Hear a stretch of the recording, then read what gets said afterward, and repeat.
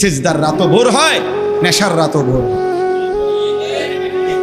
হ্যাঁ, আজ রাত যে যুবক আল্লাহকে সেজদা দেয় তারও ভোর হয়, যে মদের নেশায় পড়ে থাকে তারও কি হয়ে যায়, ভোর। স্বার্থপর এই দুনিয়া যুবক, নওজওয়ান মনে রাখো, স্বার্থপর এই দুনিয়া, কারো কথা মনে রাখে না, কারো জন্য থেমে থাকে না। আমি এই পরশুদিন দেখছি, গতকালকের আগের দিন সকাল 6:30 বাজে আমি আমার বাজারে, ময়নামতি সাবের বাজার, ওইখানে দেখছি একটা হাইয়েস্ট গাড়ি একটা ট্রাকের মুখোমুখি হইয়া, হাইয়েস্ট গাড়িটার ড্রাইভারটা জায়গা তারে বাইরে করছে, টাইম না হেসরাইয়া, কিছুক্ষণের মধ্যে লোকটা মারা গেছে। আমি একটা জিনিস খেয়াল করছি, অনেকক্ষণ তাকাইয়া আমার সাথে ড্রাইভারের আমি বললাম, কি স্বার্থপর এই দুনিয়া, একটা গাড়ি কেউ তার জন্য থামলো না, কারো হাতে সময় নাই, সবাই হরন দিয়া সাইড করে এমনে হেমনে করে সব চলে যায়, কোনো ড্রাইভারও থামে না বন্ধু, যে একটা লোক তো মরে গেছে, আরে মরে গেছে, তুই মরে গেছ, আমার হাতে সময় নেই। এই জন্য স্বার্থপর এই দুনিয়া, বড় স্বার্থপর, হয় কারো জন্য থামে না, কারো কথা অপেক্ষা করে না। চলতে তোমার কথা কেউ মনে রাখবে না। তুমি যদি নষ্ট হয়ে যাও, তুমি যদি কবরে আযাব হয়, তোমার যদি জাহান্নামের আগুন তোমারে পুড়তে হয়, আল্লাহর কসম বন্ধু, তোমার পতন তুমি করে দিলা, নিজেরে নষ্ট তুমি করে দিলা, শেষ পর্যন্ত দেখবা কেউ তোমার কথা মনে রাখবে না। এই পৃথিবী ধোঁকা। চলো এই জন্য আল্লাহর দিকে ফিরে আসি। ইল্লা মান তাবা ওয়া আমানা ওয়া আমিলা সালিহান, আল্লাহ বলে যে গুনাহ ছেড়ে দিয়ে তওবা করলো, আমি আল্লাহকে বিশ্বাস করলো এবং পুনরায় আবার নেক আমল শুরু করে দিল, ফাউলাইকা ইয়াদখুলুনাল জান্নাহ, আমি আল্লাহ ওয়াদা দিলাম, আমি আল্লাহ তাদেরকে জান্নাতেই ঢুকায়া দেব। ওয়ালা ইউজলামুনা শাইআ, কোনো জুলুম করা হবে না এক বিন্দু। অর্থাৎ পেছনের গুনার জন্য আমি লজ্জা দেব না, বরং তওবা করার কারণে, ফিরে আসার কারণে, নতুন করে আবার নামাজ সেজদা বন্দিগি পাক পবিত্র জীবন চলার কারণে এখন থেকে নিয়ে বাকি জিন্দেগির আমলের বরকতে জান্নাত দিয়ে দেব। এই জন্য প্রিয় সন্তান, প্রিয় কিশোর, নওজোয়ান, যুবক, চলো ইনশাআল্লাহ বদলাইবার সিদ্ধান্ত নেই। সবাই এই পরিমাণ শাহওয়াত, এই পরিমাণ অবৈধ কামনা বাসনা, নারী ছবি, অশ্লীলতা, বেহায়াপনাতে মাতাল হয়ে গেছে বন্ধু চারিদিকে, সমাজের চারিদিকে। হজ্জের সফরে ছিলাম, যে কয়দিন যাই খোঁজ খবর নিছি, দেশের খবর একটাই, হত্যা, খুন, ধর্ষণ, নারী নির্যাতন। আর সবচেয়ে আশ্চর্যের কথা হলো, আমি মনে হয় আমার এই ছোট্ট হায়াতে গত 30 বছরে আমি যেই কথাটা এতবার শুনি নাই, গত 2 মাসে বারবারই শুনি চারিদিকে পরকিয়া।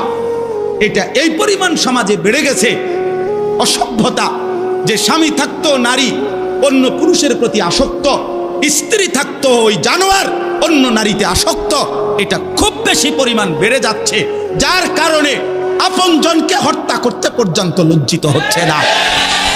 এর চাইতে বড় আশ্চর্য, আশ্চর্য বাংলাদেশে এর চাইতে বড়, এর চাইতে দুর্ধর্ষ হত্যার ঘটনাও 2 দিনে কি হয়ে যায় খবর বোঝা যায়। কিন্তু এখানে কেন বোঝা যাচ্ছে না? বোঝা যাচ্ছে এটা স্পষ্ট, আপনজনের এটা ধামাচাপা দেওয়ার জন্য সব রকমের প্রসেসিং করা হচ্ছে, সব প্রসেসিং করা হচ্ছে। অসহায় ইমাম মুয়াজ্জিনকে বেইজ্জতি কেউ করতে পারে নাই, কোন আলেমে দ্বীন ইনশাআল্লাহ বেইজ্জতি হবেও না ইনশাআল্লাহ। মনে রেখে, মনে রেখে, গতকালকে রাত্রেও আমাদের কুমিল্লায় গত 3 মাস আগে একজন আলেমে দ্বীনকে একজন প্রিন্সিপাল বেইজ্জতি করছিল, অপমান করে সামান্য অজুহাতে মসজিদ থেকে বিদায় করে দিছিল। ওই কলেজের ছেলেরা গতকালকে রাত্রে ওই মসজিদের ভিতরে ঢুকাইয়া 9 ঘন্টা আটকাইয়া তার হাতে ছাত্রদের উপস্থিতিতে তারে পদত্যাগ পত্র দিয়া ঘাট ধরে কলেজ থেকে বের করে দিছে। আল্লাহ তাআলা বেইজ্জতি করে দেখায় দিছে। ছাত্ররা বলছে, স্যার সই দেন, আপনারে 50 টাকা দিব। মানে 50 টাকা, 100 টাকার লোভ সামলাইতে পারেন নাই, নেন। পদত্যাগপত্র সই দেন। এই জন্য দোস্ত, নারীর আসক্তি, জিনা, বেবিচার, পরকীয়া, অসভ্যতা, যুবক ভাই তোমরা বাঁচতে হবে। নওজওয়ান, আল্লাহ যদি হায়াত দেয় তোমগরে, আগামী সময়টা তোমরা তো পৃথিবীতে থাকতে হবে। এই সমাজ, এই দেশ তো আলাদা করতে পারতা না, তুমি তো এই জমিন ছেড়ে দিতে পারতা না বন্ধু। সম্পদ যদি হয়, তোমরা সব ছেলে তো একসাথে চাঁদের দেশে যাইতে পারতা না, আরেকখানে যাইতে পারতা না। এই সমাজ নিয়ে বাঁচতে হবে, এই দেশ, এই মাটি, এই এলাকা নিয়ে তো তোমাদেরকে বাঁচতে হবে ভাইয়া। তাহলে এই সমাজ যদি তোমরা এভাবে নষ্ট করে দাও, তোমরা যদি সবাই বেনামাজি হয়ে যাও, নারী, ছবি, মোবাইলের অস্থির দৃশ্য ছাড়া যদি তোমাদের রাত না কাটে, দিন না কাটে, আগামী 20 বছর তোমরা সমাজ, তোমার অঞ্চল, তোমার ঘর পরিবার নিরাপদ থাকবে কেমনে? বাঁচবা কেমনে? চলবা কেমনে?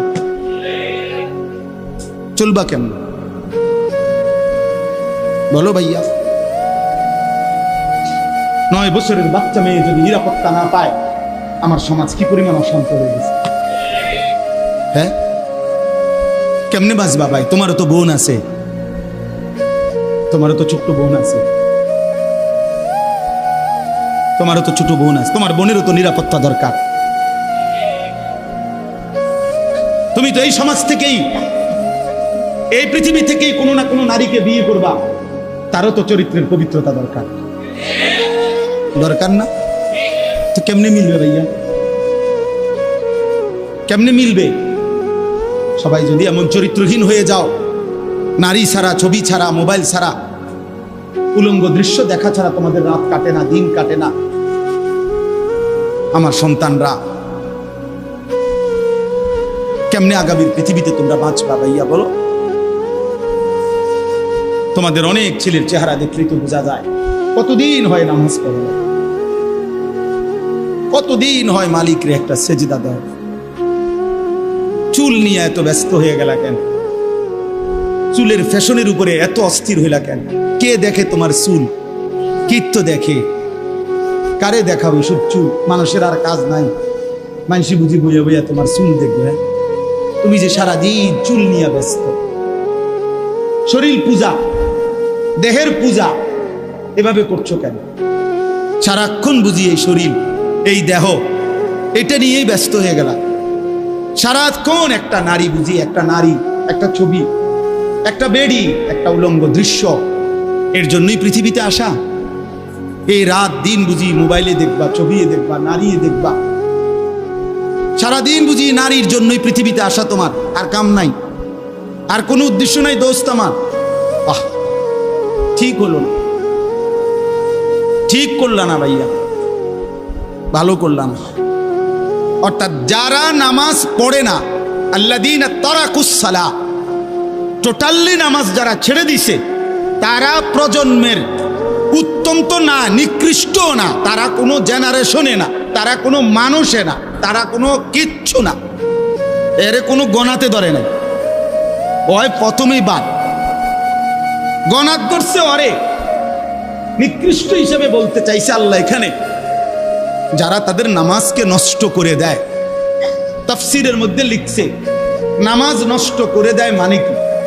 1 নাম্বার, যে ব্যক্তি নামাজকে যথাসময়ে আদায় করে না, ইউআখিরুনাস সালাহ, তাখির করে, নামাজ সবসময় দেরিতে পড়ে। নামাজ সবসময় কখন পড়ে? দেরিতে পড়ে। আল্লাহ তাআলা বলেন ওরা ওই সমাজের নিকৃষ্ট মানুষ। ফাওয়াইলুল লিল মুসাল্লিন আল্লাযীনা হুম আন সালাতিহিম সাহুন। আল্লাহ তাআলা বলেন ওই নামাজীদের জন্য জাহান্নাম। ওয়াইল, জাহান্নামের একটি গুহা, জাহান্নামের একটা অংশ, জাহান্নামের ভীষণ আযাব।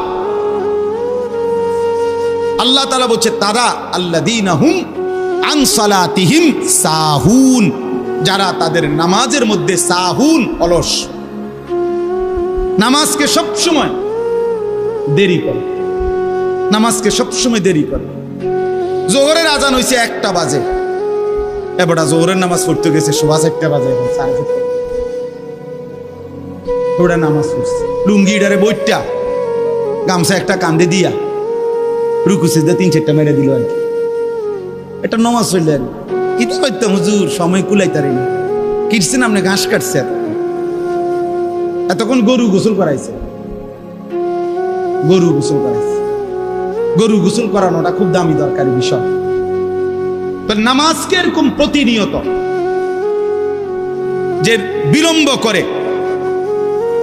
বিলম্ব করে আল্লাহ তাআলার কোরআনের ভাষায় তারা নিকৃষ্ট মানুষ, নিকৃষ্ট মানুষ। আদাউস সালার অন্তর্ভুক্ত, আদাউস সালার অন্তর্ভুক্ত নামাজকে বিলম্ব। আচ্ছা, হাদিসের মধ্যে আছে, কোরআনেও আছে, যে ব্যক্তি নামাজে অবহেলা করে, আল্লাহর কসম, আল্লাহও বলছে, নবীজিও বলছে, সে মুনাফিক। ইন্নাল মুনাফিকিনা ইউখাদিউনা আল্লাহ ওয়া হুয়া খাদিউহুম ওয়া ইযা কামু ইলাস সালাতি কামু কুসালা। কোরআন শরীফে আল্লাহ মুনাফিকের এক নম্বর পরিচয় বলছে, মুনাফিক সে যে নামাজ পড়ে অলস ভাবে। নামাজ পড়ে কিভাবে? তাহলে নামাজ যে পড়ে না তার ব্যাপারে বলেন, কথা বলেন না কেন? তারে মুনাফিকও বলে নাই। তুই কোনো মানুষে না বেটা, তুই কোনো কাতারে নাই, তোর কোনো আলোচনাই নাই। আলোচনা ওই ব্যক্তিরে যে নামাজ পড়ে অলস হয়, খামখেয়ালি করে, দাঁড়াইবার কথা দুই পায়ে, দাঁড়াইছে এক পায়ে, বুঝলেন? অলস নামাজের। রাসূলুল্লাহ সাল্লাল্লাহু আলাইহি সাল্লাম বলছেন, তিলকা সালাতুল মুনাফিক, ওই নামাজ মুনাফিকের নামাজ। ইয়ারকুবু হাত্তা তাগরুবা শামস, আসরের নামাজ না পড়ে যে অপেক্ষা করতেছে, অন্য কাজে ব্যস্ত আছে, এরই মধ্যে সূর্য ডুবে যাচ্ছে, সূর্য ডুবার কাছাকাছি। হাত্তা কানাত বাইনা কারনাই শয়তান, সূর্য ডুবার সময়ে শয়তান তার দুই শিং সূর্যের পাশে বাড়াইয়া দেয়। আল্লাহ নবী সাল্লাল্লাহু আলাইহি সাল্লাম বলেন, কামা ফানাক্কারা আরবাআন, সূর্য ডুবে যায়, এই সময় ওই আসরের নামাজের জন্য দাঁড়াইয়া 4 রাকাতে যেন 4টা ঠুক্কর মারছে। লা ইয়াযকুরুল্লাহ ইল্লা কালিলা, ঠিক মতো তাসবিহগুলো নামাজের আদায় করে নাই। রাসূল বলছে 3 বার, ওইটা মুনাফিকের নামাজ, মুনাফিকের নামাজ, মুনাফিকের নামাজ, মুনাফিকের নামাজ। তোর মতো নিকৃষ্ট, নির্লজ্জ, বেহায়া আল্লাহর জমিনে তো কোনো কুত্তাও হয় না, কোনো কুত্তাও তো এরকম হইতে পারে না। কুত্তাও যদি আল্লাহ তাআলা সেজদার হুকুম দিত তো সে দিত, তাকে তো আল্লাহ সেজদার হুকুম দেয় নাই, এই জন্য সে সেজদা দেয় না। তুমি নাফরমানের তো আল্লাহ সেজদার হুকুম দিছিল, দিলা না কেন? তোমার তুলনা তো জানোয়ারের সাথে হয় না, এই জন্য তো আল্লাহ বলছে বালহুম আদাল, ওই জানোয়ারের চাইতে নিকৃষ্ট। ওর উদাহরণ নাই, ওর তুলনা কুকুরের সাথেও না, ওর তুলনা শুকরের সাথেও না। আল্লাহর কোন সৃষ্টির অন্তর্ভুক্ত না। বলো মিয়া, এত বিবেকহীন কেমনে হইলা? আফা হাসিবতুম আন্নামা খালাকনাকুম আবাথান, কি ভেবেছো বান্দা আমি তোমাকে অনর্থক বানিয়েছি? তোমাকে আমি একদিন, আমি আল্লাহ 1 সেকেন্ডে চাইলে পারি, কুন ফায়াকুন, আমি হও বললেই হয়ে যায়। সেই আমি 9 মাস কেন লাগাইলাম? 9 মাস লাগাইলাম। আরে বলো কি বান্দা, নিজ হাতে খালাকতুহু বিয়াদিয়া, আল্লাহ বলেন আমি আমার নিজ কুদরতি হাতে আমার বান্দাকে আমি বানাইছি, আমি বানাইছি। বড় যত্ন করে 1 ফোঁটা নাপাক পানির মধ্যে এত চমৎকার ডিজাইন পৃথিবীর কেউ কল্পনাও করতে পারে না। ইন্না খালাকনাল ইনসানা মিন নুতফাতিন আমশাজ, বীর্যের 1 ফোঁটা থেকে আমি আল্লাহ তাআলা মানুষকে বানিয়েছি। এত সুন্দর চমৎকার নাক, কান, ডিজাইন। কোন পানির 1 ফোঁটার উপরে, 1 ফোঁটা পানির মধ্যে কেউ কোনো ডিজাইন করুক, কি দিয়ে করবে? পানির উপরে ডিজাইন করে কেমনে? আবার রব্বুল আলামিন বলে সেই পানির নাপাক ফোঁটা দুর্গন্ধযুক্ত, আমি তার মধ্যে এমন সুন্দর একটা ডিজাইন করেছি।